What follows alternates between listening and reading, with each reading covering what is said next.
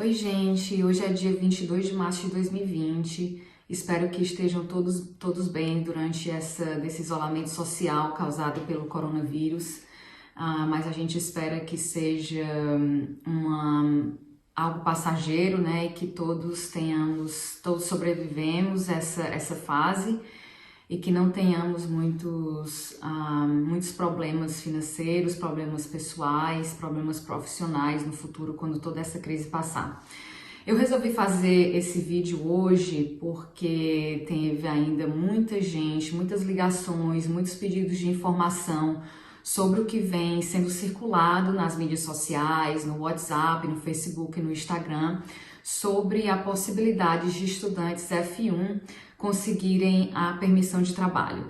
Então, como ainda usaram, né, dessas notificações como uma maneira muito comercial, eu resolvi aqui, como advogada, trazer esse esclarecimento para vocês sobre o que a lei fala e o que isso pode prejudicar vocês no futuro ou não, né?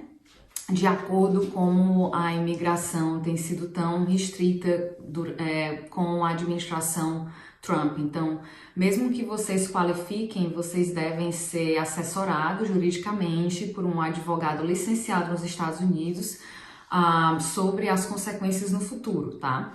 Então, como existem muitas empresas, né, pessoas usando desse fator para comercializar e ganhar dinheiro, como vocês estão numa fase muito vulnerável, é importante que vocês entendam também o lado jurídico do pedido dessa permissão de trabalho. Então, como todos sabem, né, é de conhecimento comum, que existem situações específicas em que um estudante F1 possa conseguir uma permissão de trabalho. Então, por exemplo, quem tem o visto F1 para estudar inglês, geralmente ele nunca vai conseguir um visto de trabalho, uma permissão de trabalho no futuro. Mas se você vem e faz um associate degree, um bachelor's, um master's, um PhD, você pode tanto conseguir o trabalho on campus, o trabalho off campus, né, com o OPT ou CPT.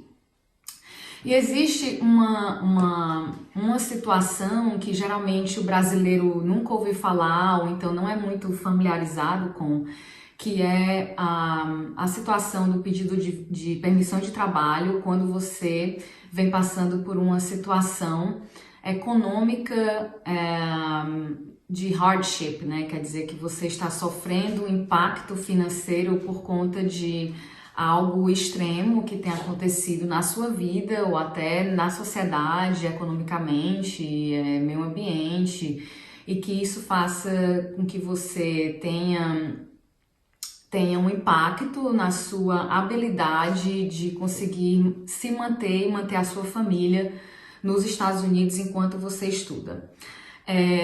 Se vocês olharem a forma com que isso foi disseminado na internet, né? Eu vou aqui colocar, como vocês estão vendo essa foto, eu tirei um print screen de como é que essa notícia está sendo vinculada na internet. Mas basicamente, essa primeira parte, antes de começar essa figura do Departamento do Estado, do Departamento de Homeland Security, ele tem um topic que é muito chamativo, que ele fala USCIS News, né? Na verdade, isso não é uma novidade. E aí ele elenca três pontos como se fosse algo que é novo para a imigração, que é o pedido de extensão de visto e de mudança de status. O outro é o pedido de permissão de trabalho nessas condições de hardship econômico, né, de severos, e a possibilidade de pedir um perdão do pagamento de taxa para alguns tipos de demandas imigratórias. E aí abaixo disso coloca um link que é realmente o link oficial da imigração.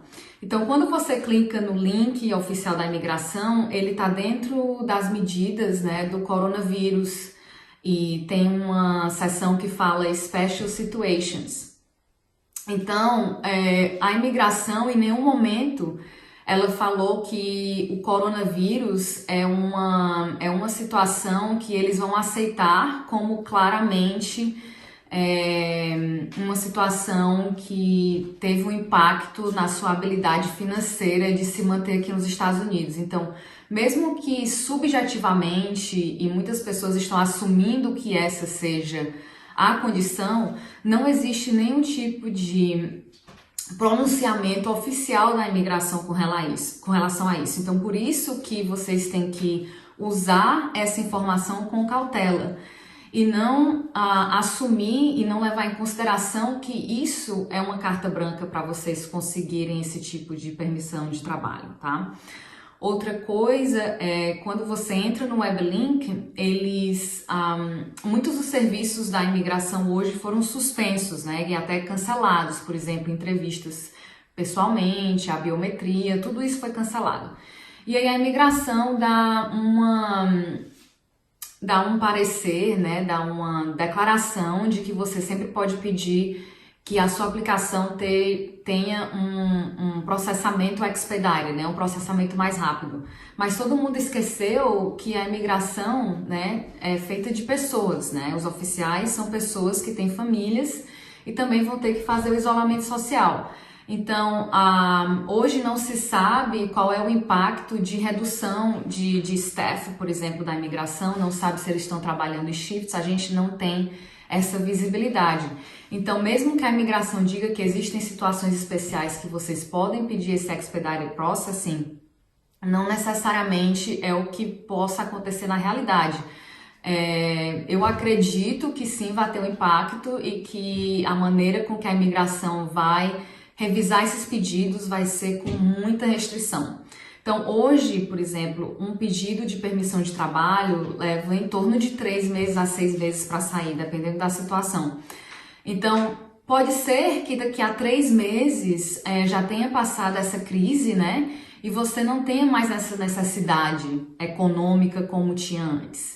E aí você vai ter feito um pedido de permissão de trabalho para a imigração que pode ter um impacto para você no futuro, quando você for pedir uma extensão de status ou até uma mudança de status, isso eu vou falar um pouco no futuro, ou até um green card. Se você pedir, por exemplo, o perdão do pagamento de taxa do governo. Então, por isso que não necessariamente essa pode ser uma solução para você no momento, porque ninguém sabe, é imprevisível quanto tempo essa crise, a gente vai ficar nessa crise, né? A gente não sabe se o mundo vai entrar em recessão, ninguém sabe, é tudo uma incógnita, né? Agora. O outro ponto é que muitas empresas estão mandando pessoas embora, né? Até americanos, residentes, então, mesmo que você tenha essa permissão de trabalho, ela não é uma porta de entrada para conseguir um trabalho, né? Vai depender da necessidade das empresas, vai depender de muitos fatores. Então, isso também tem que ficar bem claro. Então, o que é que a lei fala? A lei fala o seguinte: se você tem o visto F1, né? Não visto, você tem pelo menos estudado um full academic course por pelo menos 1 ano nos Estados Unidos, tá? Esse pedido de permissão de trabalho não vai afetar a sua capacidade de continuar estudando. Você não pode trabalhar, você não pode parar de estudar. Você tem que continuar estudando enquanto você tem essa permissão de trabalho. Terceiro, você, durante esse 1 ano de estudo que você teve, né, ou mais de 1 ano, durante o tempo que você já esteja nos Estados Unidos estudando, você não pode ter failed classes, você não pode ter deixado de ir para as suas classes. Você tem que estar em good standing. E o quarto é que você vai ter que mostrar o que foi que aconteceu na sua vida, né, que teve esse impacto financeiro e que por isso você precisa, além do seu sponsor, né, você precisa usar essa renda que vem de fora para manter você e sua família nos Estados Unidos. E o que é que a imigração dá de exemplos, né, que afeta a sua habilidade de pagar, de fornecer à sua família, de vocês terem uma vida que vocês consigam viver nos Estados Unidos e pagar todos os seus custos, né, aqui nos Estados Unidos. O primeiro é se você tem contas médicas que você não consiga pagar, né? Por exemplo, você, não sei, um exemplo, pegou o coronavírus, teve que ir para o hospital, a sua insurance não consegue pagar todos os custos e você não tem o dinheiro suficiente para pagar essas contas médicas. Isso vai ser um fator a seu favor, né? O segundo é se houver uma diferença de moeda, né, da conversão de moeda, por exemplo, o real, antes a gente estava a 4,20, 4,30, 4,50, agora chegou a R$ 5. Quando você faz a conversão, né, de 1 para 5, tem um impacto já bem substancial nas suas condições de se manter aqui nos Estados Unidos. Outro ponto é se você não tem mais ajuda financeira, se você tem, por exemplo, um scholarship da escola e a escola não possa mais dar o scholarship para você e você se mantia com esse scholarship. Isso pode ser outro fator que vai ser considerado pela imigração. E aí, de novo, se tiver um aumento do seu custo de vida aqui nos Estados Unidos, por exemplo, se por causa se a gente continuar nessa crise, a gente não tenha mais alimentos que estejam disponíveis para o grande público e aí o custo da alimentação começa a crescer, por exemplo. Isso são ideias que estão vindo na minha cabeça, mas não necessariamente algo que a imigração, como eu falei, tenha já assinado e tenha dito que sim, que são situações e exemplos sólidos de que você possa conseguir essa permissão de trabalho. Além disso tudo, a escola vai ter que aceitar esse fator de que você realmente vai passar e está passando por essa situação de desconforto financeiro. E a escola vai ter que emitir um novo I-20 para você, autorizando, né, esse seu trabalho off-campus, tá? Então, existem muitos fatores que devem ser levados em consideração. Eu gostaria que vocês pensassem nisso com muita cautela. Então, se você um dia, vamos dizer que você resolve dar entrada nesse pedido de permissão de trabalho, ele pode um dia, vamos dizer que ele seja negado e você um dia tem que pedir a extensão do seu F1, você vai para o Brasil, tem que renovar o seu visto. O cônsul, ele pode levar esse fator de que você pediu ajuda econômica como um fator negativo para dar um visto para você. Por quê? Porque uma das premissas do visto de estudante é que você consiga se manter financeiramente nos Estados Unidos, né? Então esse é um ponto. O segundo ponto, se você um dia pede o waiver desse pedido, dessa taxa do visto, do pedido da imigração, né? De qualquer tipo de aplicação que você faça que esteja dentro elencado pela imigração, dos tipos de formulários que você pode pedir o waiver, né, das taxas. Existe agora um formulário de self-sufficiency para quem faz o green card e eles olham a totalidade das circunstâncias para fazer uma determinação se você vai ou não precisar receber benefícios governamentais, né, em cash benefits, cash assistance, no futuro. Então, um dos fatores que vai ser contado nessa totalidade é se você já pediu esse waiver de taxas para o governo americano no passado. Então, tudo isso, né, vocês têm que pensar de novo, cautelosamente, tenham muito cuidado com quem vocês falam, não acreditem em tudo que vocês leem pela internet, não existe nenhum tipo de jurisprudência ou até casos que foram já feitos no passado por conta do coronavírus, porque é algo totalmente novo, né? Então, vocês vão ser o guinea pigs da situação.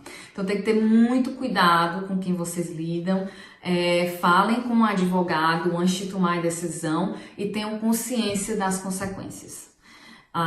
Obrigada, eu vou, quando tiver mais novidades com relação à imigração e mobilidade para os Estados Unidos, a gente vai continuar informando vocês.